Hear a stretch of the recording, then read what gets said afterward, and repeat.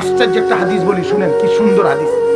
নবীজি বলছে, কেউ যদি একটা গুনাহ করে, কয়টা? আল্লাহর এই ফেরেশতা, এই যে বাম কাদের ফেরেশতা ডান কাদের ফেরেশতার থেকে জিজ্ঞাসা করে। নিয়ম হইল, আল্লাহর সিদ্ধান্ত হইল, একটি গুনাহ যদি কেউ করে তাহলে ওইটা আমলনামার মধ্যে একটাই লেখা হয়। কয়টা? একটা গুনাহ একটাই লেখা হয়। আর নেকি যদি কেউ একটা করে কমপক্ষে প্রথম 10 লেখা হয়। আর 10 কোন ফেরেশতা, ডান কাদের ফেরেশতা কারো জন্য 10 লেখে না নেকি, বরং 10-এর লগে আল্লাহর পক্ষ থেকে সাথে সাথে বরাদ্দ হয়, অতিরিক্ত বরাদ্দ, ওইটা মিলাইয়া একত্রে লেখে।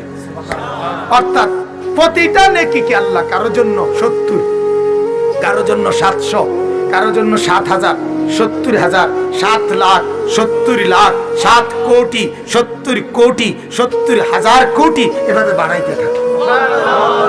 এটা কোরআনের আয়াত। সুবহানাল্লাহ। নেকি বাড়ায় দেয়, নেকি বাড়ায় দেয়। 10-এর কমে নাই, 10ও লেখে না, বরং 10-এর মধ্যে আরো কি হয়? যোগ হয়ই হয়, যোগ হয়ই হয়। কিন্তু গুনাহ লেখা হয় কয়টা? একটাই একটা, একে এক।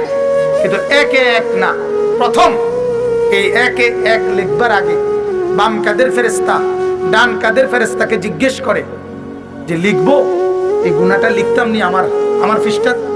ডান কাদের ফেরেশতা বলে, অপেক্ষা করো, দেখো না আল্লাহর বান্দা তওবা করে কিনা।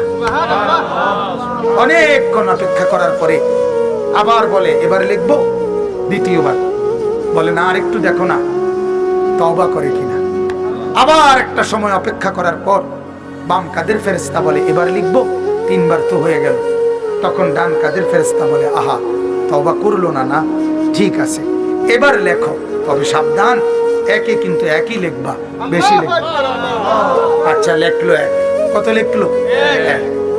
আল্লাহ তাআলা রব্বুল আলামিন বলে, ফেরেশতা এক লিখে রাখো, একে এক।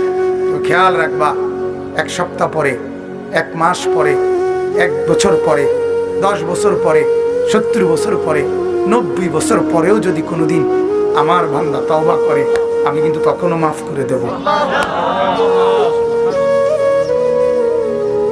আমি কিন্তু তখনও মাফ করে দেব। 90 বছর পরে বললেও মাফ করে দেব।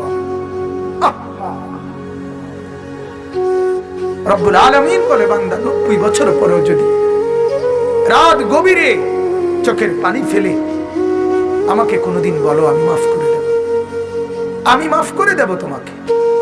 কিন্তু আল্লাহ তাআলা বলেন, আমি মাফ করে দেব বান্দা। কথাটা বুঝেন, আমার যে কথাটা বলার উদ্দেশ্য। তাহলে আল্লাহ তাআলা বলেন, আমি মাফ করে দেব। ফেরেশতাকে ডেকে তখন বলে, মাফ করে, আরে মুছে দাও গুনার পৃষ্ঠা। ফেরেশতা মুছে দেয়। আল্লাহ বলে, মুছে দিলে হবে না, এই গুনার খালি পৃষ্ঠাগুলো নেকি দিয়ে পুরায় দাও।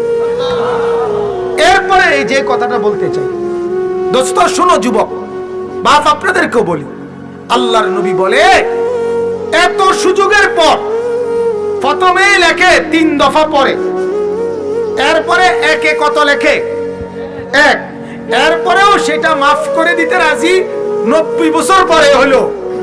এরপরেও যেই লোক তার গুনাহ মাফ না করাইয়া হাসরের ময়দানে জাহান্নামী হইল, আযাবের উপযুক্ত হইল, আল্লাহর নবী বলেন তার কারণ হইল এটাই, সে নিজের ব্যাপারে দৃঢ় সিদ্ধান্ত নিছে, আমি আগুনে জ্বলবই।